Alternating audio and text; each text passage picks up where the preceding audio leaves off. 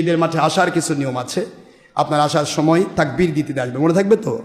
আল্লাহু আকবার, আল্লাহু আকবার, লা ইলাহা ইল্লাল্লাহু, আল্লাহু আকবার, আল্লাহু আকবার, লিল্লাহিল হামদ। তাকবীর দিয়ে আসবেন, আর যাওয়ার সময় তাকবীর দিয়ে যাবেন। আল্লাহর হাবিব বলেন তার জীবনের গুনাহ মাফ হয়ে যাবে। দ্বিতীয় নম্বর, ঈদের দিন গোসল করবেন। ঈদের দিন গোসল করলে হুজুর বলেছেন সেদিন যদি কেউ গোসল করে সেদিন জান্নাতের দরিয়ায় গোসল করলো। সুবহানাল্লাহ, সুবহানাল্লাহ। সুগন্ধি মেখে আসবেন, হুজুরের সুন্নত।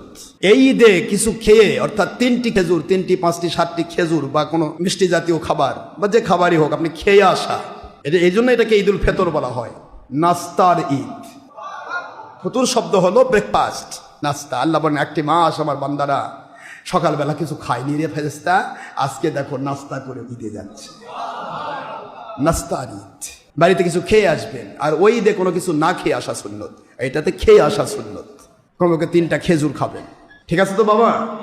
এটা খেয়ে আসবেন, এটা সুন্নত, একটা সুন্নত। হুজুর সাল্লাল্লাহু আলাইহি ওয়াসাল্লাম বলেন এই সুন্নতগুলি আদায় করে যখন কেউ ঈদের মাঠে আসলো, ঈদের জামাতে আসলো, ওই ব্যক্তিটা বাড়িতে যাওয়ার সময় আল্লাহ ঘোষণা দেন, হে আমার ফেরেশতারা, এই বান্দাগুলোর ব্যাপারে তোমরা শুনে রাখো, আমি আল্লাহ পাক এদেরকে নিষ্পাপ মাসুম করে বাড়িতে ফেরত দিলাম।